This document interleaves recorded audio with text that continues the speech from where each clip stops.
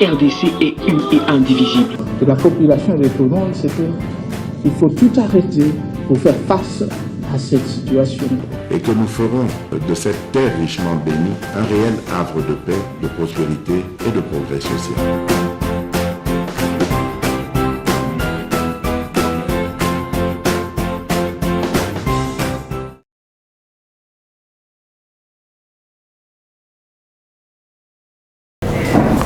Mbote na bino to sepeli koya na bitando bike bisika bino bozali pona ko pesa bino actualité ya lelo bozali ebele awa na Kinshasa bozali pe ebele libanda ya Kinshasa. Vous nous suivez de partout à travers le monde. Bozo sala biso confiance biso nemka bez officiel to zali pe vraiment de près na bino. Merci na bino nyonso bozali na Bujumbura. Merci na bino na moni ba message na bino bokomele biso na Dar es Salaam. Continuez toujours à partager nos liens, continuez à vous abonner massivement, continuez à nous faire confiance parce que MK Buzz officiel, c'est votre chaîne. MK Buzz officiel, c'est la voix des sans voix. Merci na bino nyonso na oyo bozali ko sala pour pesa biso makasi boyeba ke biso to kolemba te ko pesa bino information. Bande ko botolanda biso na Lubumbashi, bozana Kwashi, bozana Bel Air, bozana Katuba, bozana Kamalondo, je sais pas place ni bozolanda na Lubumbashi. Merci de me signaler. Bozape na Kolwezi, bozana Manono, bozana biso pe kona bozali pe ebele. Bo partager émission oyo, bo s'abonner, ce qui est comique na nous s'abonner te okokipe ko zoalien oyo ko s'abonner et ko pesa biso makasi po toyeba ndenge ni tokoki ko avancer et surtout ko bonda bitumba oyo ezali très très important. Bande konangai na nyonso tokosala to bondela Congo totala ba intérêt na bisote mais boyeba ke Congo eleki nyonso lisolo ya liboso tokobanda na biso tokobeta lisolo je moko ezosalema na Kindu bokomona ba démission moko en cascade kaka tango batu ya Katumbi baliaki frappe baliaki frappe ya frappe sima ya basilisi frappe tomoni mbala moko ba démission ebandi kokweya. Alors nani azosala bongo eza pona ko déstabiliser province enjeu na niveau ni objectif atteindre na ba démission nani akoki kozala sima na yango tokolobeta lisolo na émission mokolo ya lelo bandeko na ngai bokomona phénomène kuluna ndenge bakangi bato ebele kasongo azalaki wana balabika azalaki renforcer même na armée moto akufaki soki bapanzanaki machete soki ndenge ni.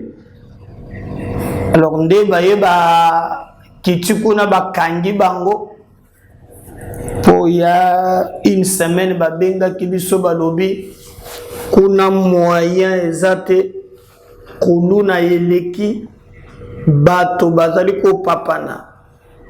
Et aujourd'hui toyo komona ke sur terrain ya solo musala ba zosala ezali ko produire ba résultat sur terrain. Et pour une fois je crois que bilili ezali bokolanda yango na émission ya lelo. Emmanuel Macron boye ina ezali ko diviser classe politique. En tout cas bato bazolo ba langage moko te. Mbosso a joué sapeur-pompier. Ba Congolais mingi bakendeki même na ambassade ya France lobby kopakola biloko na mir balobi Macron est égal à Kagame, Kagame est égal à M23. Donc balobi aza le bienvenu te pa na biso aboyi penza na motema mobima. Mais IDPS a sali communiqué Augustin Kaboy a sengi na parti présidentiel va réserver Macron accueil moko ya malam tokobeta masolo. Voilà au moins tokoke koloba montiri ya émission na biso oyo ngai na bino tokosala lelo. Donc tokotourner tout autour ya ba sujet wana. Alors avant de développer, j'espère que vous partagez yango, vous nous aidez à partager. Je bozo quand sango na ba groupe bato ba tala yango mwa mingi soki bo sali yango na moni bato ba matie belé to bandi déjà kokota na ko exploiter ba sujet na biso ya mokolo ya lelo na ko banda na sujet ya liboso ezali oyo etali maye mazali koleka na Kindu na Maniema. Boyebi que dernièrement catholique basalisaki nini moko ya réconciliation parmi ba tête phare ezalaki Shadari, ezalaki Matata, ezalaki na Salomé Skadela oya Katumbi wan bazalaki ba owan. Alors na bango nyonso ndenge bakutani basolaki makambo ya réconciliation. Mais tango Salomon akei pour s'enrôler, en tout cas frappe bimaki babeta ki bato to salaki mission awa bali ba porter ba plainte basali makambo oyo bango ba moni ki esengeli basala parce qu'on est dans un état de droit. Merci mana yango mbala moko ba démission ye bandi na banda na démission ya liboso. République démocratique du Congo, province du Maniema. Ma démission, baptisée même réception. À son excellence, monsieur le gouverneur de la province du Maniema, à Kindu. Excellence, monsieur le gouverneur, je viens par la présente auprès de votre autorité en rapport avec l'objet repris en marge. En effet, tirant les conclusions du retrait de ma formation politique Ensemble pour la République de l'Union sacrée, pour préserver la loyauté et la fidélité vis-à-vis de ma famille politique, je viens de déposer ma démission du poste de conseiller principal en charge des questions politiques et relations avec le Parlement. Par la même occasion, je tiens à vous remercier pour la confiance que vous m'avez placée tout au long de mon mandat. Veuillez agréer, Excellence, Monsieur le Gouverneur, l'expression de ma haute considération. Fait à Kindu le 27 mois de février 2023. C'était Manusura Amouri Emmanuel. Au démission ya liboso, alors que Batu Oyo Basi Babimaki na gouvernement Kala, si vous vous souvenez, Chériben et Logomekotia Monoko et les autres, déjà na niveau ya Katanga Batu Babimaki. C'est pas aujourd'hui. Mais maintenant, tango frappe bandi, comme il faut qu'on déstabilise toutes les provinces, Ndewa Lobi a conseiller spécial, il a démissionné, Manusura Amouri Emmanuel, Azalaki conseiller principal à charge des questions politiques et relations avec le Parlement. wana na province ya Maniema. Il a déposé démission na ye. Ko démissionner c'est un droit le plus légitime. Otokobo il a motouté, mais lorsque totalissima tant quand est-ce que ensemble la bimaki na union sacrée, quand est-ce que tout le monde ngambo mususu na lelo tout le monde boye ezali motema passe. Alors et s'il était tozana mususu à son excellence monsieur le gouverneur de la province de Maniema Kindu, excellence, qu'il me soit permis de venir auprès de votre autorité vous signifier ce dont l'objet est repris en marge. En effet, suite à un climat d'intolérance, de manque de compréhension au sein du cabinet, je prends la ferme décision de renoncer au poste du conseiller spécial en matière de la jeunesse, sport et loisirs, tout en vous remerciant sincèrement de la confiance que vous m'aviez témoignée dans le cabinet. Veuillez agréer, Excellence, Monsieur le gouverneur, l'expression de ma plus haute considération. Rachidi Angèle. Oya Mibale. Problème est ça démission te. Problème est ça le lenge joleke là. Maintenant, il y a l'obligé pas démissionner parce qu'il y a une intolérance. C'est-à-dire que net makambu tu koleka awa ande babeto yi batukune yepe alobi intolérance atiki. Oya Mibale. Nobo sakana na katumbi. On a formule. Alors, tout ça maintenant, la troisième démission. Ouais. Juvenal Ndjedje Okitamboudi, conseil principal au collège administratif, juridique, environnement, ressources naturelles au cabinet du gouverneur de la province de Maniema. À son excellence, monsieur le gouverneur de la province de Maniema Kindu, ma démission au poste du conseiller principal à votre cabinet.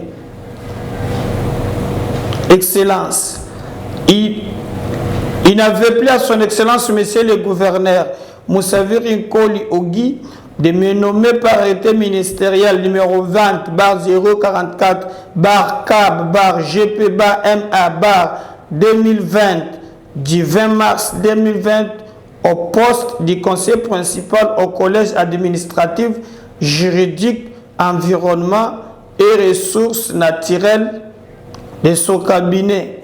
J'ai ainsi appartenu à son équipe sans aucun lien politique, mais en considération de mes qualités personnelles. En mai 2021, lorsque la gestion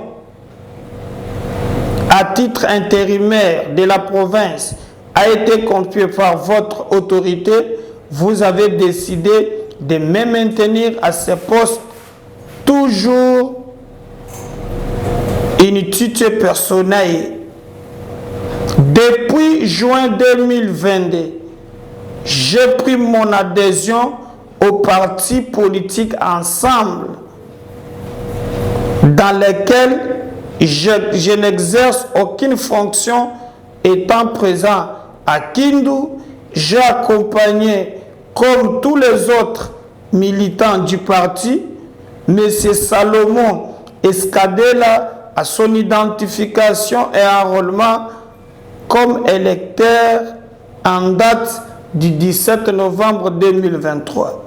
Il s'est fait malheureusement que ma participation à cette activité de mon parti politique a gêné la sensibilité de vos proches avec des risques sur le climat sécuritaire du travail au sein du cabinet.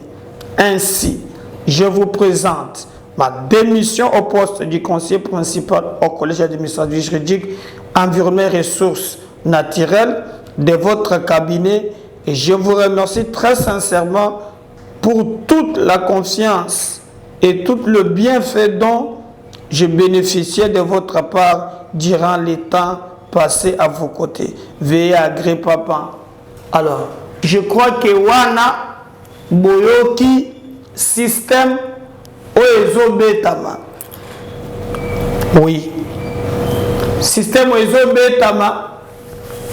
Bino moko bo comprendre yango.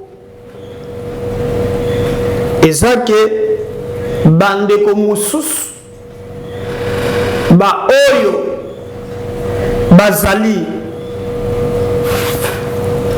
en dehors il y a union sacrée mais botala siko musala mais ceux qui siko ba faire démissionner bat parce que totalaki na kambo ya juge oyo akotaki ya tribunal de commerce na le kambo ya Pascal Bevergui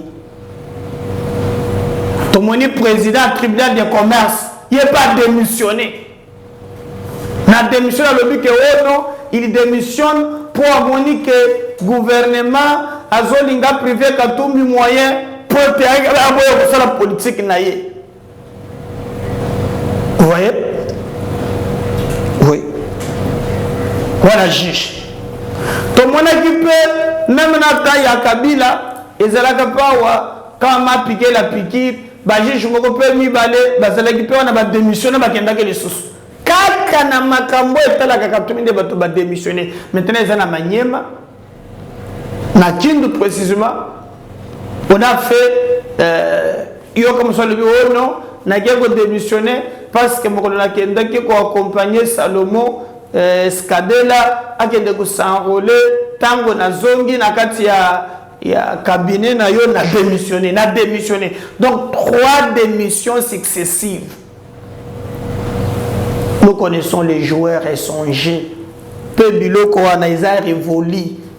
Il faut à un certain moment penser makambo. Oyo quand même ezali mutuya pona ba Congolais. Toujours même politique, toujours même méthode, toujours même tactique. Eza malamuté. Eza malamuté. Et nyonso wana ngai nazala. Ngai nazala la autorité jimimette en réalité ezali na likanisi moko te oyo komona oyo eza vraiment mopanzi non nous devons travailler pas pour na kaka pour na biso moko alors bon démissionner na bino échanger le koni échanger le moko te. Et dans vos têtes, là, vous pensez toujours en 2023. Nalande qui même, moko za comme combien na seba tu chéribe o comme roman bobande makambo ma kofi, si vous avez bilanga ma kofi to ko tout na so moni mutu. Babungi ko babungi ko traire mboka na bango au détriment ya bapaya. Voilà ça ba congolais sous-souté. Donc, situation, il y a un mais c'est que gouverneur Akoyamba va démissionner sans problème.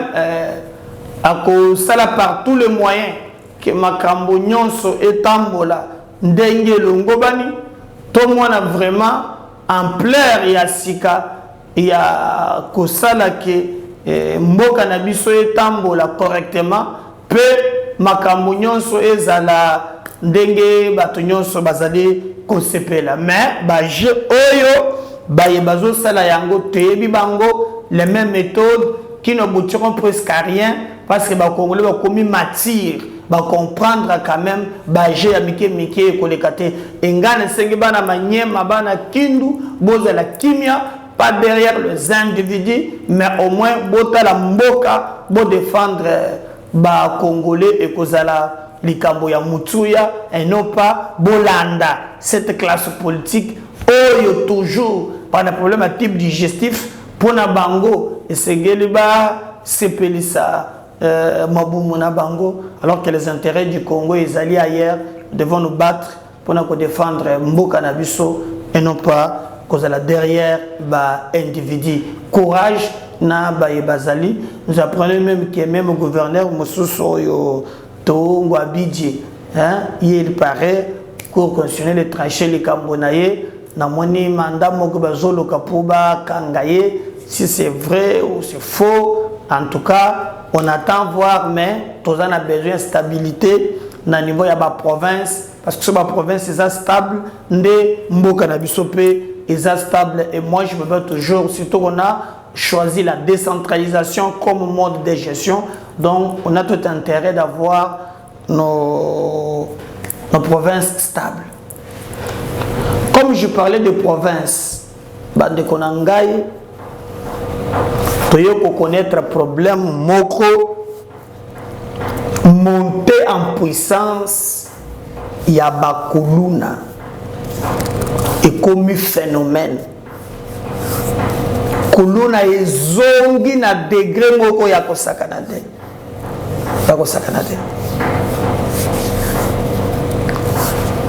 bayebisinga même na prison ya Makala na kati ya prison et yindaki kuna 2 camps bao na kati ya prison mais na ezana esika moko maintenant telemaki ezana kan luka wow wana bato bakufaki mibali donc quand oyo bake ko boba ba yoko zo mutu na bango quand oyo donc ebembeladi alors to belelaki que batala likambo wana po eliko kende na nzela ya mabe nde ngongo yekani bato nyonso balobelaki yango bayeko tinde siko ba soda, il y avait la police na armée bouclage banda 3 heures bazo kanga bazo tunate justification après viens nanga kuno kamuno viens ngai kende kuna na ba info mususu pe ba chombo pe e moni makambo nango banda 3 heures baye ba kangi batu et puis moi quand je témoigner pour la vidéo au biso to bomaki wana pour bango pe batike non comme le Kagame. Comment les gens peuvent parler à Koboma, hein? Na facilité. Autant bango baboma ki biso pende to ya ki tout ça. Ah bon? Le commune de Boy. Et suite, bokoyo kayango na vidéo bozo mona comment balobi.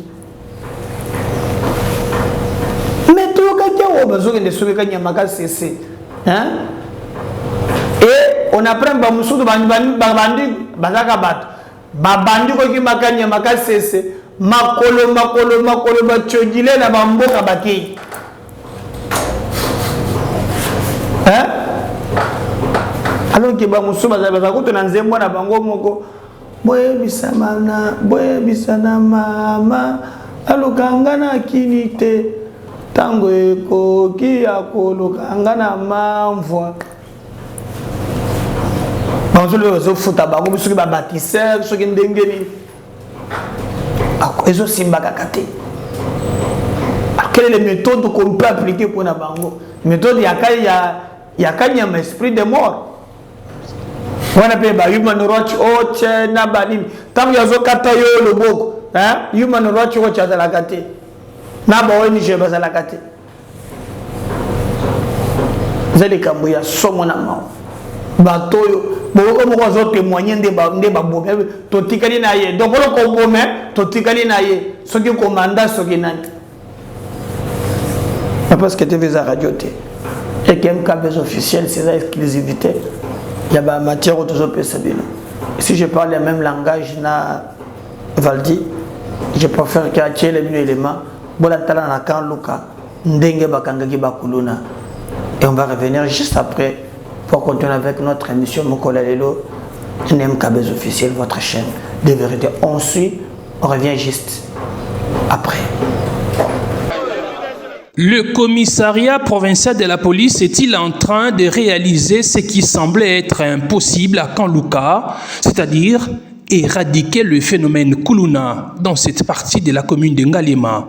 Les hommes du général Silvano Kasongo, avec la LENI et l'UPIHP, appuyés par la 14e région militaire, ont mené une opération spéciale de bouclage du quartier Kanluka, connu comme un des bastions du banditisme à Kinshasa, avec les délinquants criminels appelés Kuluna. La nuit du mardi 28 février à mercredi 1er mars 2023, la police ville de Kinshasa a interpellé plus de 560 personnes.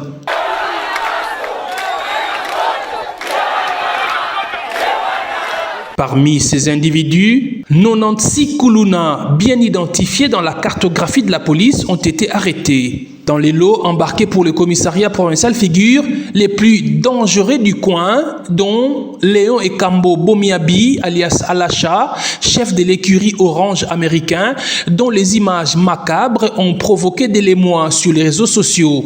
Lui et sa bande ont tué à la machette un autre Kuluna nommé Bienvenu Tokosi Kalala, alias Chitunga.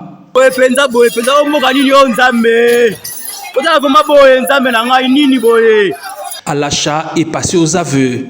Si bavuyo ezongi na cause ya auto ba poser ke pananga en plus pe ba kei po atika bongo ba tikite ba ye lisusu batika nde na moko na bango yango akufaki eza ateke biso to ke luka e biso to ke na lukete azuki singa meto ko lukete to vandi ba ye lisusu ba poser deuxième acte.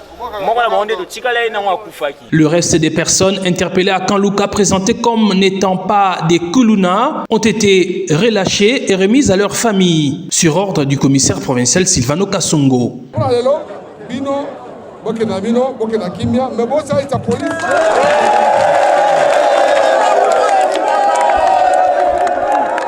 Na CPL Makas na général Asali bakangi ba okongo baza kotia biso mal à l'aise vraiment na Kanluka. Et mon général Asali musala malamu biso to ana posa pena bakanga ba kulu na biso ba to sala misala to yaka ba air tardif na kokoza na mbongo na ngaboye à partir ata ba 23h na zonga ndako bakalenga na nzela.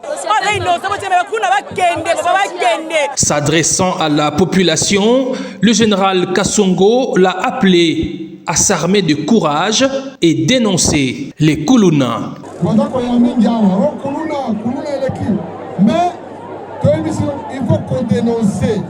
Il faut qu'on dénonce tout ce qu'il a numéro. Tout ce qu'il va voir dans cette situation. Il ne peut pas coller là. Top Congo, Radio Boy. Et comme ça, de l'autre côté, il faut qu'on dénonce. Songolo Pakala. Azali na veni boye. Azakuluna ekiri na Songolo Pakala. Ndemo sala wana ya population. Collaboration de la population. Pas comme tout ça pour ça comme on a dit. Pas pour ça que autant que les bisous antoine. Donc on dénonce que non, les alliés Jean, les alliés Pierre, les alliés non. Un élu du coin, voyant le travail de titan abattu par la police, a laissé parler son cœur. Monsieur le général, je vous félicite vraiment. Que Dieu vous bénisse aussi parce que la population était mal à l'aise. Même moi-même, j'étais là le jour où on a battu le monsieur là. Par de machettes comme ça, je n'ai jamais vu des événements comme ça. J'ai pleuré même chez moi.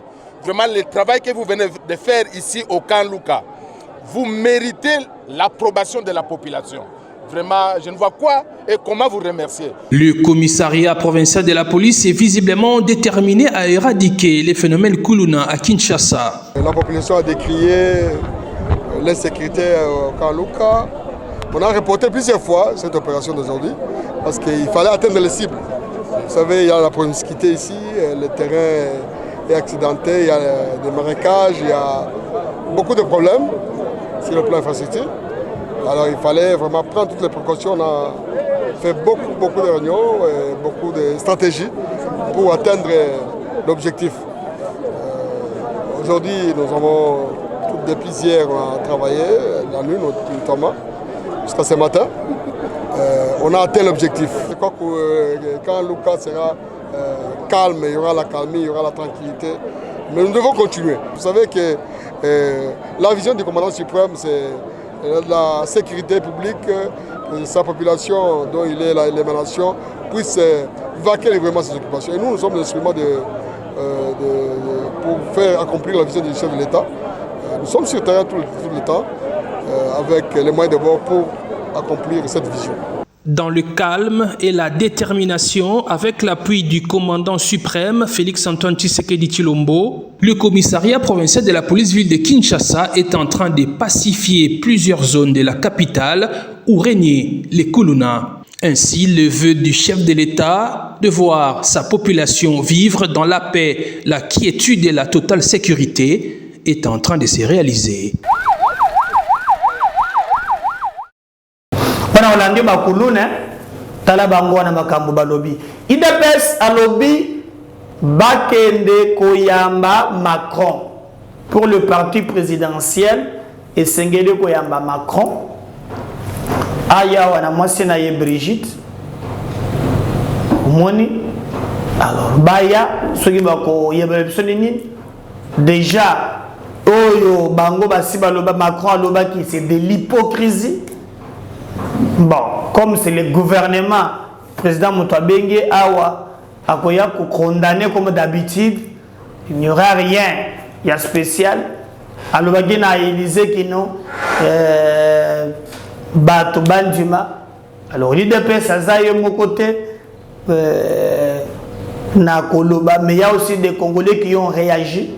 Par exemple, des mouvements citoyens, Bango Baboy. Que Macron aya awa Macron aya awa pour na bango Macron ce qu'il fait ezali vraiment politique ya mabe yé mutazo soutenir Kagame, il ne condamne même pas, au contraire il privilège le dialogue au moment que bazuma bato sur terrain. Alors on ne sait pas nani a koloba vérité citoyen Mbosso il n'est pas abimi, alobi non, seulement sapeur-pompier. Sogimbo, si France Azarakawana, tout ça. Alors, on ne sait pas comment il collègue. Mais nous observons, tout à la boye inaye. Donc, il peut se soutenir, Rwaya, Bama citoyen, Baboy, Bandekumusu, Bazali, Koloba, institution, tout le monde citoyen Mbosso, Télémi.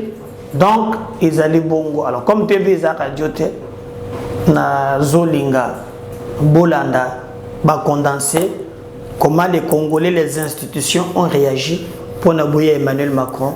On va revenir pour chuter avec notre émission.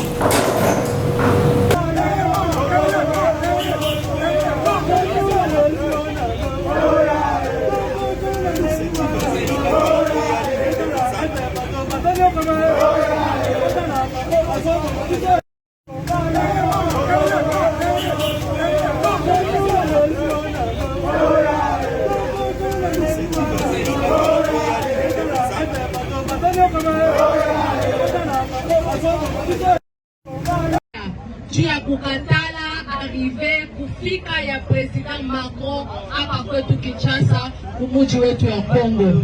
Tunakatala kuyeye kufika hapa kwetu Kinshasa sababu yeye anakamata makuta anampatia Rwanda ili Rwanda aende kuuza minduki, auze maarme, auze masasi, tu aende kuua bandugu yetu benye biko ku Est.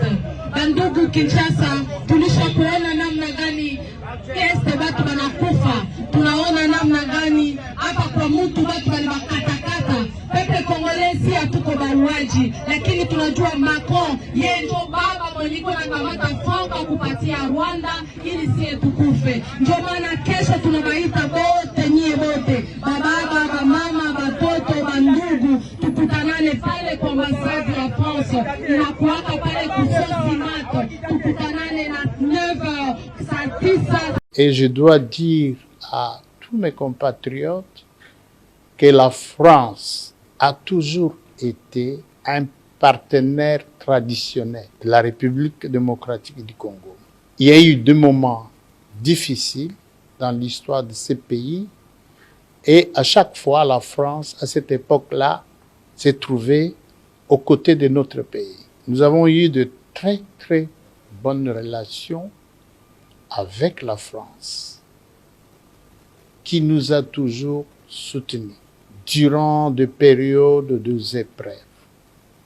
Nous avons eu une très bonne coopération sur le plan scientifique et sur la coopération militaire avec la France. Alors, au cours de cet entretien, après ce passé, nous avons parlé de tout avec Monsieur l'ambassadeur, de tous les sujets, même des sujets pour lesquels notre peuple est mécontent. L'embargo et l'obligation de notification sur l'importation des armes.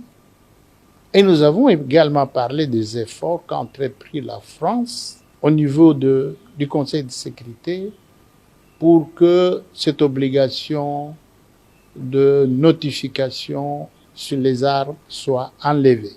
Là, je dois être sincère et le peuple congolais doit reconnaître ce courage, cette prise de conscience à la France pour défendre, comme par le passé, la République démocratique du Congo.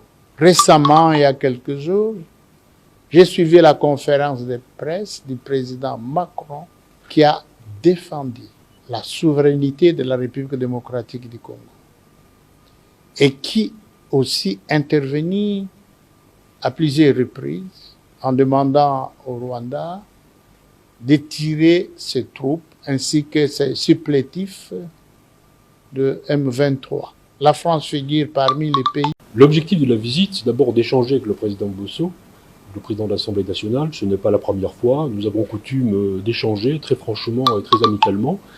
Et il est vrai qu'en ce moment, le contexte est un peu particulier, du fait de la visite prochaine du président de la République, du fait aussi de la tension qui règne à l'Est, qui suscite notre préoccupation. Et donc il était important de pouvoir échanger ensemble sur le contexte actuel. Et je suis venu aussi rendre compte, en quelque sorte, expliquer un peu en amont au président Bosso l'esprit qui préside à la visite du président de la République française bientôt à Kinshasa, et je dirais au caractère, au fondement stratégique de notre relation, qui s'inscrit dans l'histoire, mais aussi dans le présent, et avec beaucoup de projets pour l'avenir. C'est un esprit d'amitié. Il va rester ici 24 heures. Nous avons beaucoup de projets en commun, et il sera question de nombreux sujets, aussi bien de coopération militaire, aussi bien de coopération culturelle, de projets et de partenariats économiques, d'enseignement supérieur et de recherche. Donc nous voulons tirer en avant notre relation vers l'avenir et au bénéfice des populations du Congo. La France n'a jamais été hostile à la République démocratique du Congo. La France a toujours été en soutien de l'unité, de la souveraineté, de l'intégrité territoriale du Congo. Nous avons toujours travaillé dans ce sens au Conseil de sécurité des Nations Unies.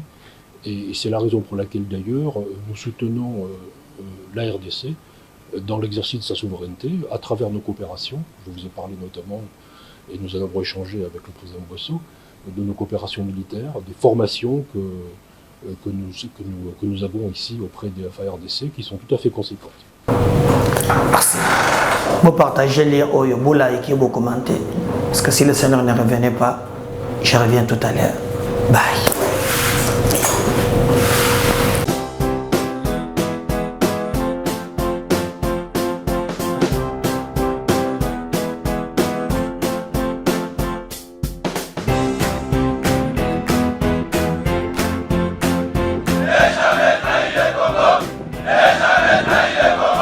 La RDC est une et indivisible. Et la population répondante, c'est qu'il faut tout arrêter pour faire face à cette situation. Et que nous ferons de cette terre richement bénie un réel havre de paix, de prospérité et de progrès social.